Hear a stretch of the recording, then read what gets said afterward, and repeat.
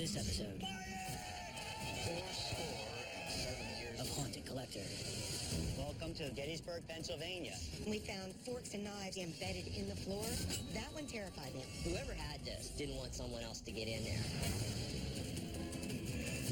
We've personally seen a headless horseman in this area. He was beheaded by a cannonball. It is creepy out here. Hello? Whoa! Is anyone down there? What the heck is that? Look at that. You have got to be kidding me. My name is John Zaffis. For over 40 years, I've been helping people with their paranormal problems. I found that spirits can attach themselves to objects and make life a living hell. That's where my team comes in. My son, Chris. My daughter, Amy. Brian, my tech guy. Jason, my researcher. And Jesslyn, my investigator. My job? What is that? Don't touch that thing. Find the haunted item and remove it. Because I am the Haunted Collector.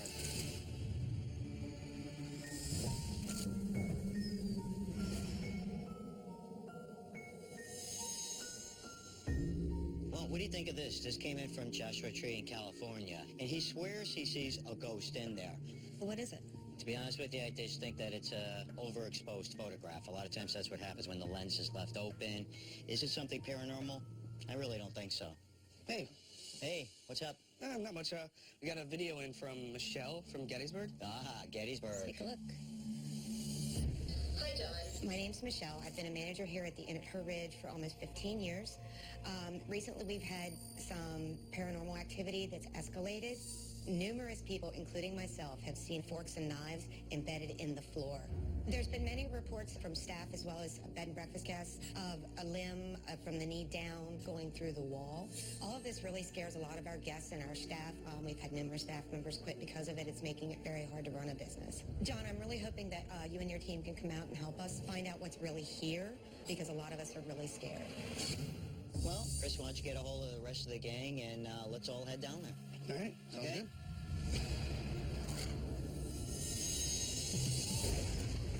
All right, guys, here we are in Gettysburg, Pennsylvania. This was one of the bloodiest battles that ever took place, July 1st through the 3rd in 1863. A lot of buildings here have a lot of activity, and I think you all can understand why. Well, the stories about the battle were no exaggeration.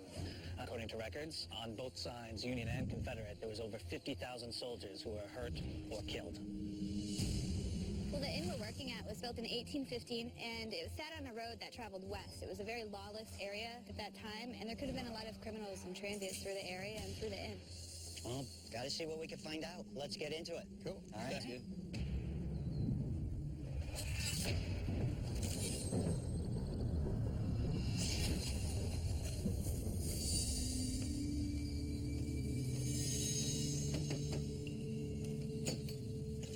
Hi, Michelle. Yes. John Zaffis. Hi, John. It's How are my you? daughter, Amy. Hi. Hi, Amy. Welcome to the Inn at Her Ridge. Come on in. Well, Michelle, can you tell me exactly what is happening in the building and some of the history? That'll help us out. Basically, the house was built in 1815.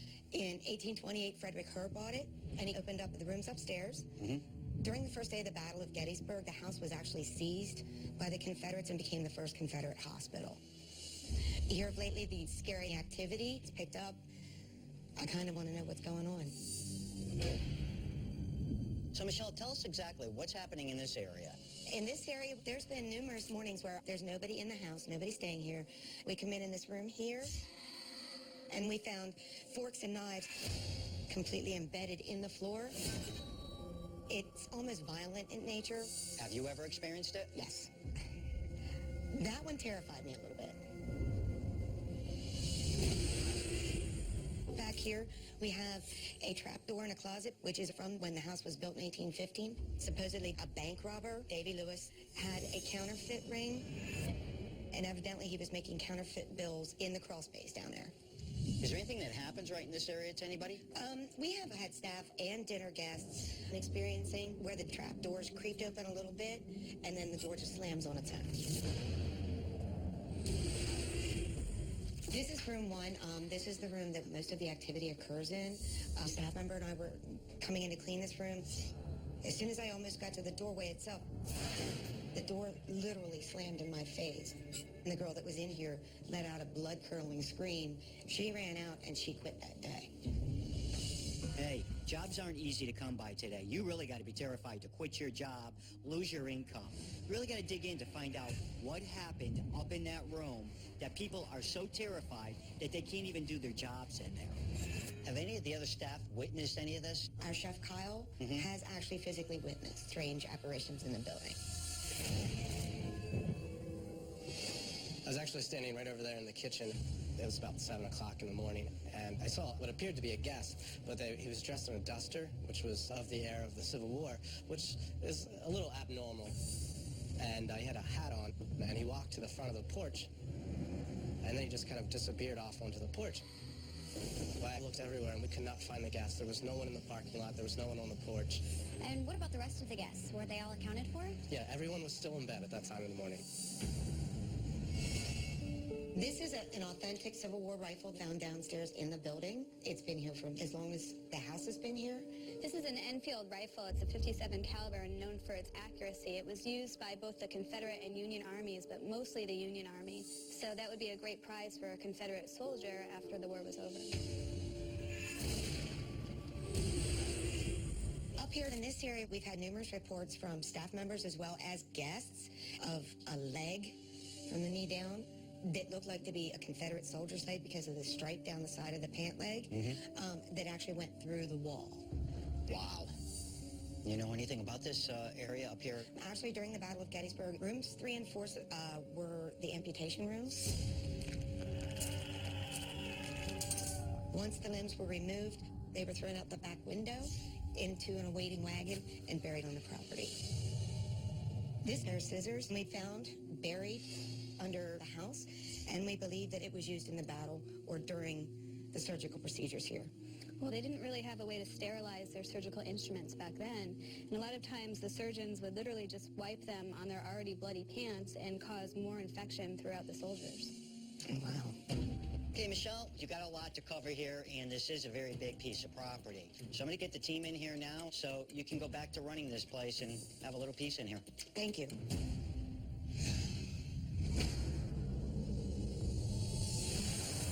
This is a very big place, so we have to do a thorough sweep of the building. Ryan and Chris will be checking out the whole first floor, and I'll be working with Jesslyn on the second floor. I want to check out room 1 and that hallway. Well, Jess, this pair of scissors is one of the items. You getting anything off of it? I'm just curious. No EMF. All right, this is the poltergeist utensil room. You think a gust could come in from somewhere and maybe knock things over? I don't know, that's quite a gust. I mean, there's one thing like this.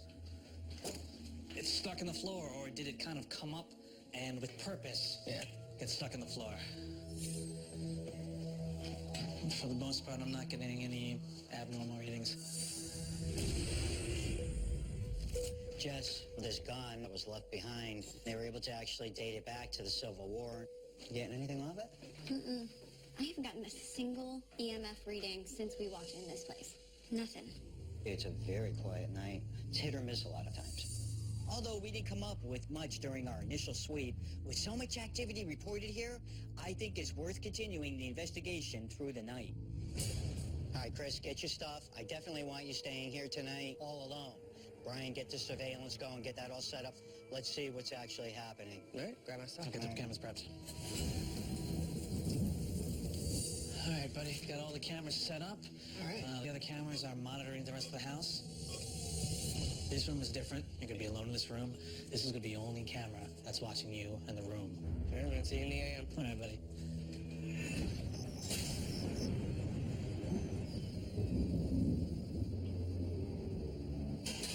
Recording in room 1. Chris, staying for the night.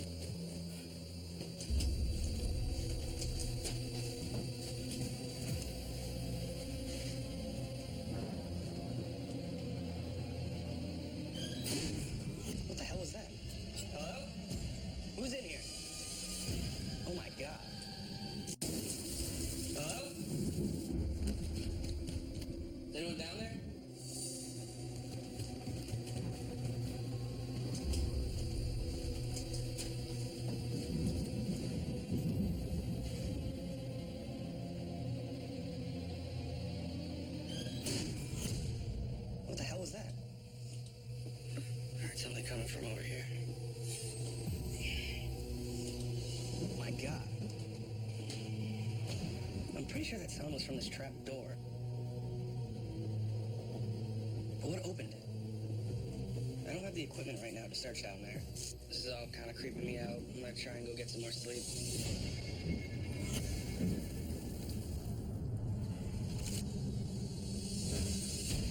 Last night, my brother thought that he heard the trap door to the crawl space slam, and that's where bank robber Davy Lewis supposedly ran a counterfeiting ring. So Jason and I invited historian Bob Alcorn to the inn. Hopefully he can give us more information about Lewis.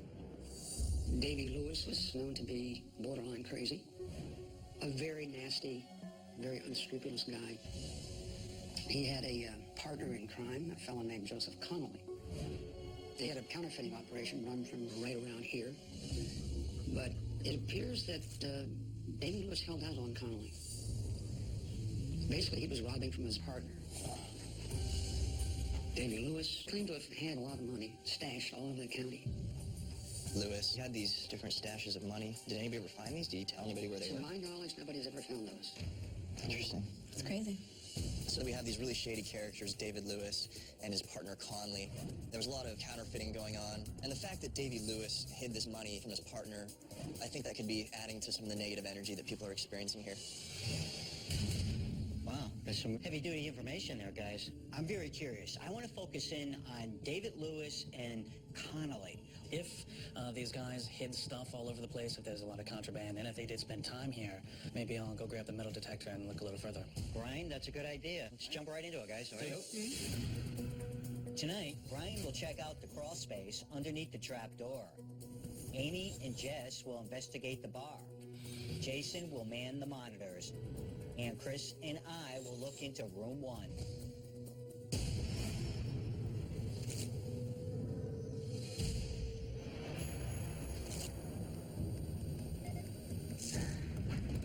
I think the first thing I want to do is check out that crawl space. Given all that we know now, I figure I'm going to go down there. I'm going to poke around for a little bit with a metal detector. Why don't you do some of the EMF down here? Okay. All right, here we go. Damn. I'm gonna start at the end of the bar. I don't have much EMF. This whole wall has high EMF. I'm starting to get some EMF readings too. There we go. This case has power being run to it. So there's a lot of electricity being pumped up here. I think you're right.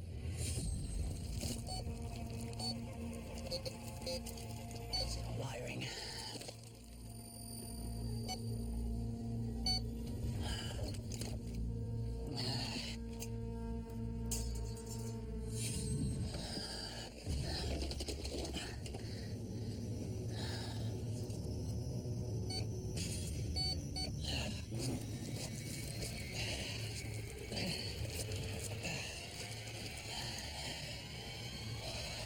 Southern Rock. You still with me? Yeah, we're here, Brian. What's going on? I just dug up scrap metal. We're getting no activity up here. Why don't you meet me at the entrance? I'm coming out. Take this. It's a little dusty down there. There's a lot of dust, there's a lot of dirt, scrap metal, and power lines. You want to try the kitchen? Yeah. Let's do that. What did you actually hear? What did it sound like? It sounded pretty much...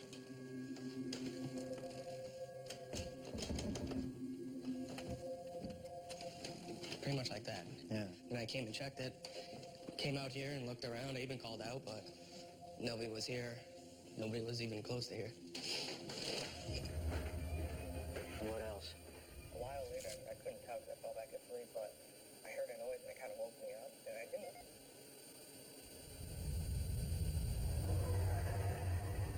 What the heck is that? Hey, John, are you there? Hey, buddy, what's up?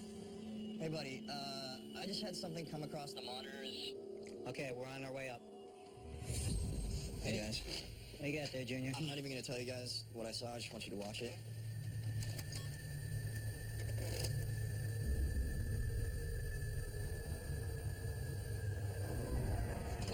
look at that. What the hell is that? You have got to be kidding me.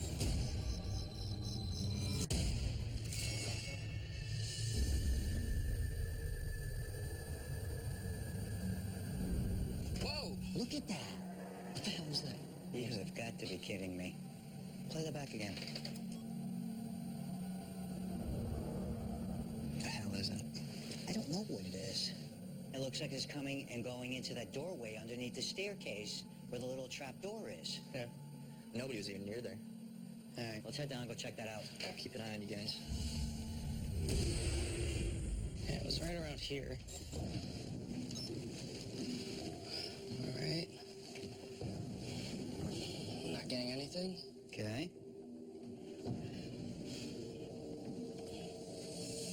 Whoa! Just got a huge hit. There's something in there, actually. Here, can you point this up at that? Yeah.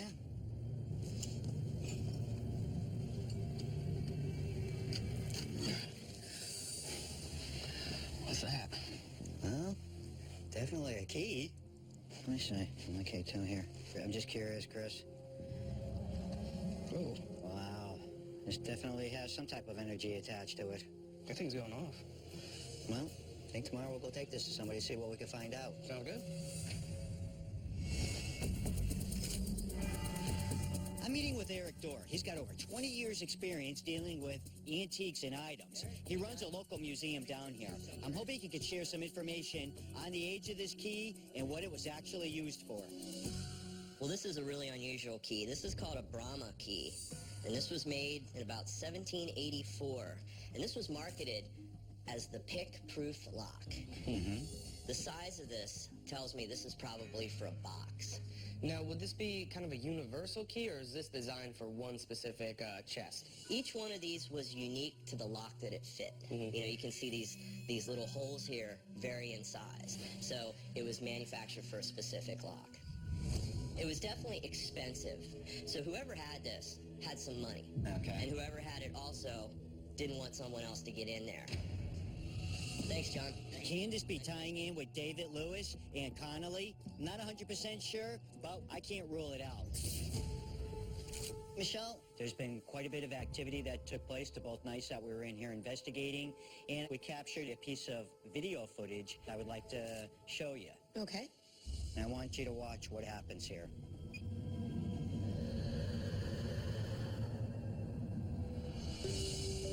Wow. Well, to me, it looks like it came right across and went right into that closet. And when we started poking around up in there, we actually had found something. It's an old key. Jason and Amy were digging into all the history about the inn. And David Lewis, you're very well familiar with that, he had a partner, Connolly. But Dave was allegedly stealing from this Connolly, and he kept a lot for himself. Is there an area here that he could have buried a lot of the money that he had stolen? And if this was Lewis's key, was that shadow figure Connolly's spirit trying to find this? Wow. We're really not going to know 100%. That's amazing. Absolutely amazing. What I would like to do at this point in time is I want to present that key to the inn. Once that recognition is given, a lot of times that negative energy can actually calm right down. We'll gladly accept this and display it. Thank you very much. All right.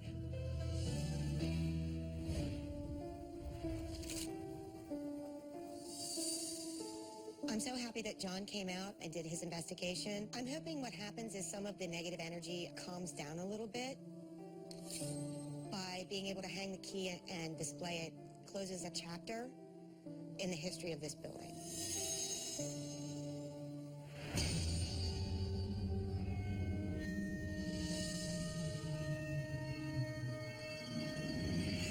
Hi, John. My name's Bill. I live in Winfield, West Virginia. On our land, we have a home that was built in 1841. The house has been empty for the last several decades, but we're currently in process of trying to renovate with the plan of turning it into a bed and breakfast. I grew up on this land and have been around this area for most of my life, and strange things have always occurred at the house, but in the last several months, we've really noticed an escalation. Full-body apparitions have floated above people. Also, there have been reportings of a headless horseman riding through the area at night. We had a lot of time and energy and money invested in this project, and if we can't make the bed and breakfast work, we're afraid that we're going to lose it. John, we could really use your help trying to figure out what's going on in this house.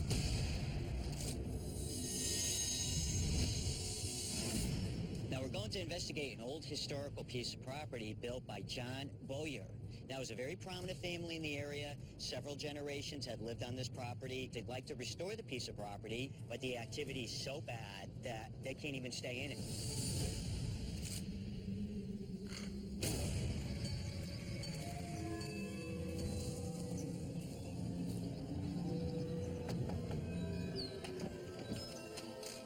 Hey, Bill. Hi. John Zaffis. John, thank you for coming out today. My daughter, Amy. Amy, pleasure to meet you. Would you all like to come inside and have a look around? Absolutely. As you can see here, it's the John Bowyer house built by one of my great ancestors. It's been in the family for 180 years. Okay. What we've seen here is a lot of different experiences. In a lot of the windows of the house, there have been apparitions. People have heard sounds in the house, from footsteps creaking, a whispering sound. You know, we've personally seen blood on some of the steps. Definitely a small pool of blood and little drops. And I just wonder, if it is blood, whose blood is it? My grandfather and father see a headless horseman. He was beheaded by a cannonball. It is creepy out here. What is it? It's in a graveyard. Did you die in battle? What the hell is going on around here? We've personally seen blood on some of the steps. Definitely a small pool of blood and little drops. Okay. A lot of times in these abandoned houses, you're going to get rusty water that could be mistaken for blood. So we're going to have to put these claims to the test.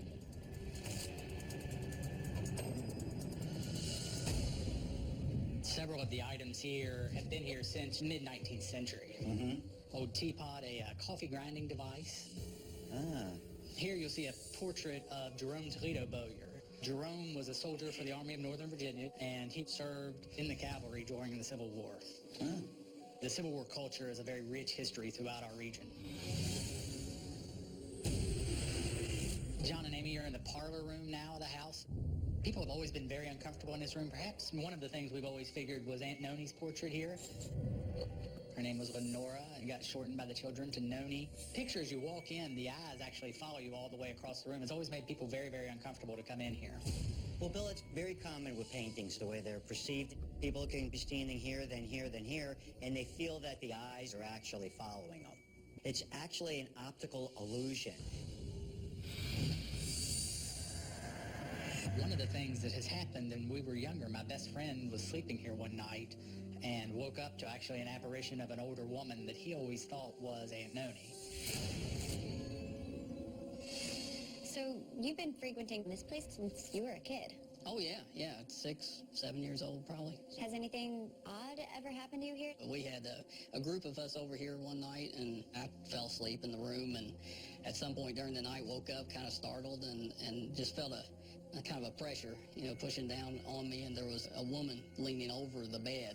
It was dressed a little bit different, a longer, petticoat type of dress. Just kind of froze up and closed my eyes, and when I, opened them back up, she was gone, and the pressure was gone. Has your eyes have been playing tricks on you? There's a difference, I think, when your mind's playing a trick on you and someone's actually there. A presence is in the room with you. It's pretty frightening.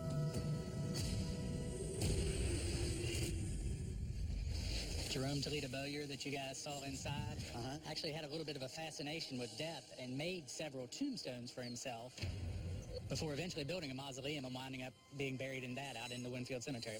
Well, it's not uncommon. A lot of times with family plots, especially prominent families, they will pre-make the markers and have them set in place so no one else has to worry about it. Another one of the legends that we have always dealt with here, my grandfather and father told us about seeing a headless horseman in this area.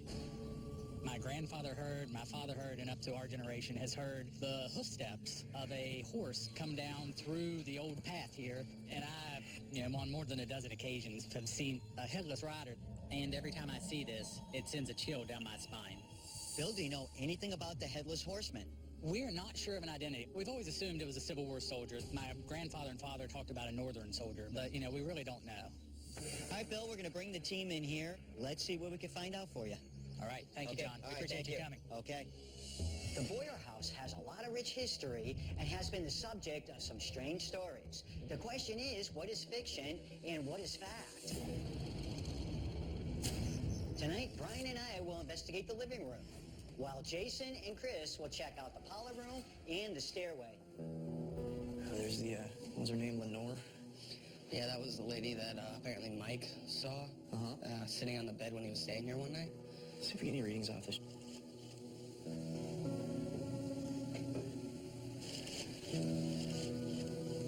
I'm getting nothing, man. It's just completely flat.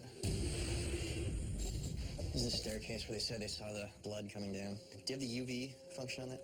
Nice. Now, if there's blood here, this will pick it up.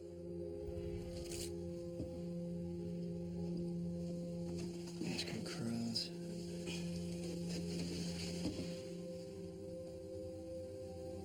Hey, I'm not seeing anything. Just because it's not happening right now doesn't mean that what they saw wasn't real. Where should we start? You know what? I think we'll start here in the front living room area over here. What's the deal with this portrait here? Well, this is a Civil War photograph of Jerome Boyer. What's interesting is that he had an obsession with death. He had made several different grave markers, and finally he ended up building a mausoleum that he's entombed in now. What do you think, what, EVP session? Let's try it around the items. Let's see. Okay. And starting session now. Are you happy that the house is still in the family? Did this belong to you?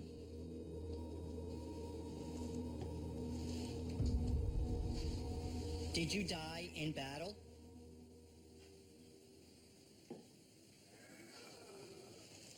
What the hell was that? That sounded like it was definitely coming from right out there. What's out here? Oh, there's that tombstone. What the hell is going on around here? What's out here? Oh, there's that tombstone. What the hell is going on around here? Let's go check that out. Shutting down? Okay, let's go. All right, here's the window. So there it is, John. Yeah, right there. That's Jerome's marker. That definitely sounded like it was coming from right out here. Could somebody have come by, tripped over it, and kicked it? Well, anything's possible. Nothing out of the ordinary.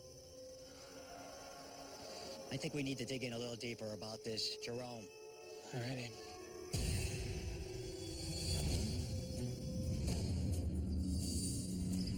During last night's investigation, there was a lot of indication that we should be looking more into Jerome Boyer. So me and Amy are going to meet with Cheryl. She's the president of the local historical society here in Winfield. Jerome was well educated and he had a law degree. He never married, never had children. He owned coal mines in Winfield in 1889. We know Jerome served in the Civil War. Could you tell us more about his service? Well, he was a general, probably an honorary general. Do we know if he was ever in battle? No battles or anything like that. So we know that Jerome Boyer was involved in the Civil War, although he never saw battle. So moving forward, I'm not really sure where this is leading as far as the Headless Horseman apparition is concerned, but we're going to have to look further into it.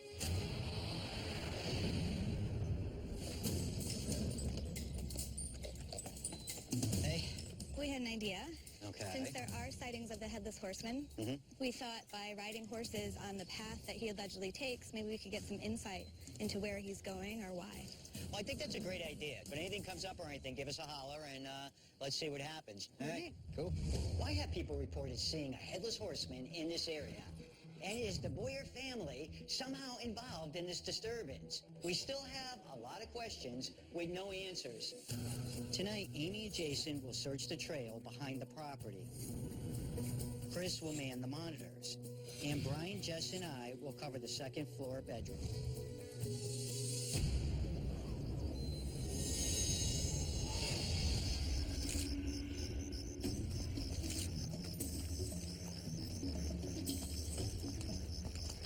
God, it got so dark. It is creepy out here.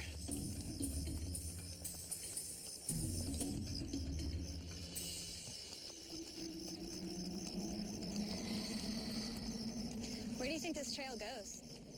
I don't know. We'll find out soon, though. I think we should just keep on going till the end. Sounds good to me.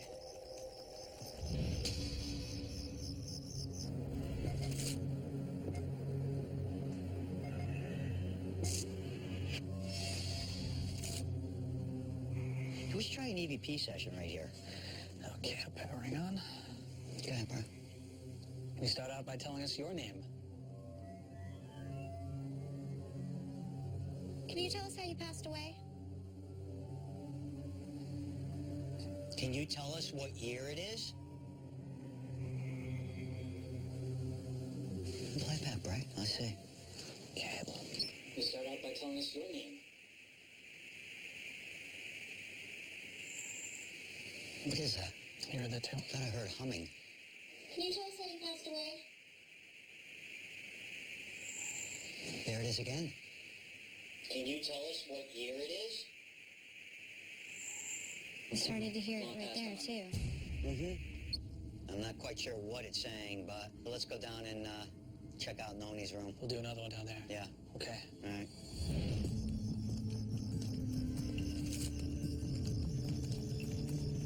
Hey, hold on a second. Ames, it looks like we're coming to a clearing here. What is it? Looks like a graveyard. Are you kidding me? This is the end of the road, yeah? Yeah. That's crazy. Let's check it out. Okay. Some pretty old graves. Yeah. 1862. Wow. 1862.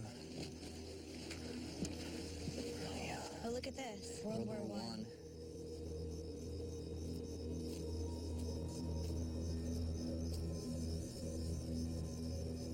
Jace, what's that up there?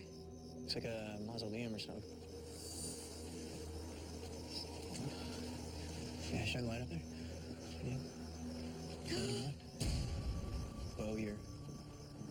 Jerome Bowyer.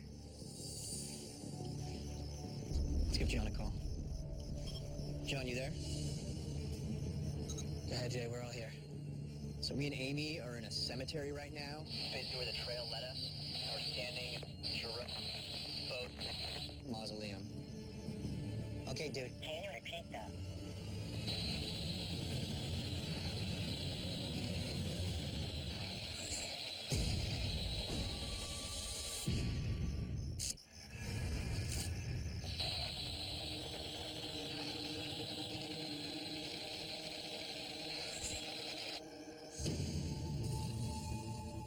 The hell was that? What the heck was that? Did you guys make that noise? No, that wasn't on our end, dude. Yeah, that was freaking weird, man. Brian, let's listen back to that. Well, whatever it is, hopefully this got it.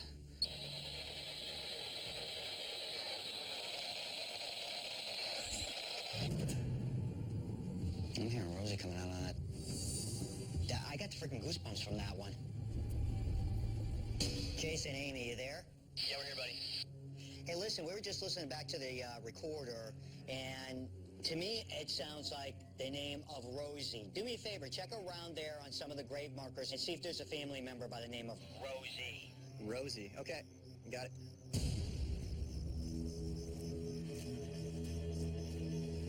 Anything so far? Nope.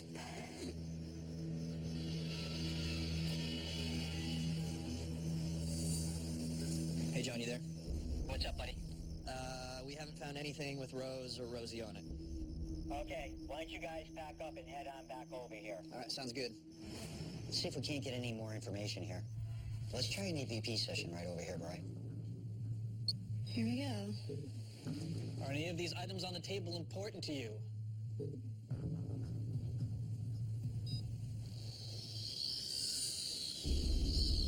Check them out, Brian.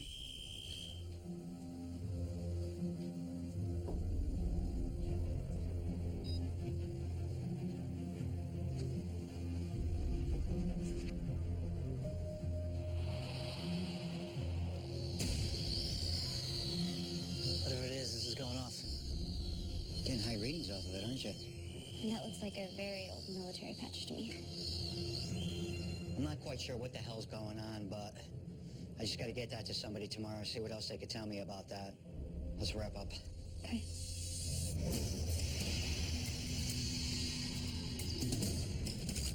We got a lot of activity around this shoulder patch. Today I'm meeting with Jim Mitchell. He's the curator here at the State Museum, and he's also a Civil War buff. The It's a shoulder board of a Union Army staff lieutenant colonel. Would have been worn up on the shoulder, and there would have been one on each side. One of the stories is a headless horseman. People claim that they do actually see him on the land. We're trying to figure out how all this is tying in. Well, there's one instance of a Lieutenant Colonel Julian Goresh that rode with General Rosecrans. They were at the Battle of Stone River, Tennessee. Rosecrans and Lieutenant Colonel Julian Goresh were riding together when Goresh was beheaded by a cannonball. It's from Tennessee. How did it get all the way up here? After the war, Rosecrans came to West Virginia and owned coal mines. I would imagine he would have kept it as a souvenir. What was that name again? Rosecrans, old Rosie. During our investigation, Rosie came over the walkies. Is this Rosecrans? I don't know, but I think I got some good information for Bill. Well, Bill, we did a few experiments, and we did start getting activity. And I'd like you to listen to an EVP. Okay.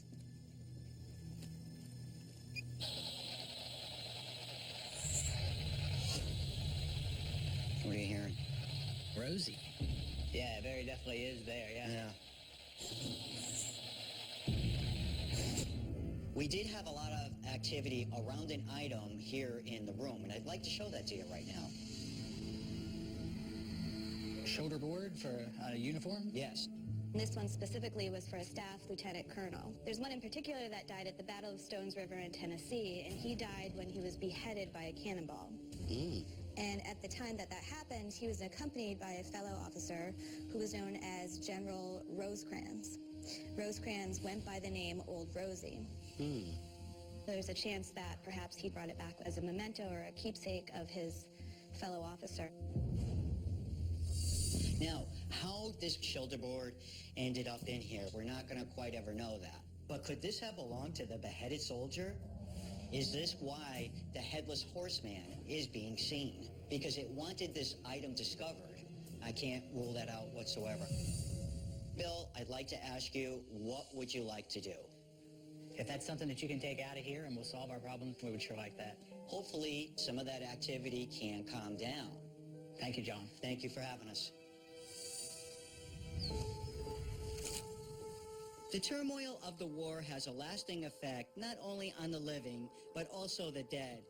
If the restless souls of the North and the South still linger at the Boyer House, I hope by removing the shoulder board, this haunting can finally come to an end.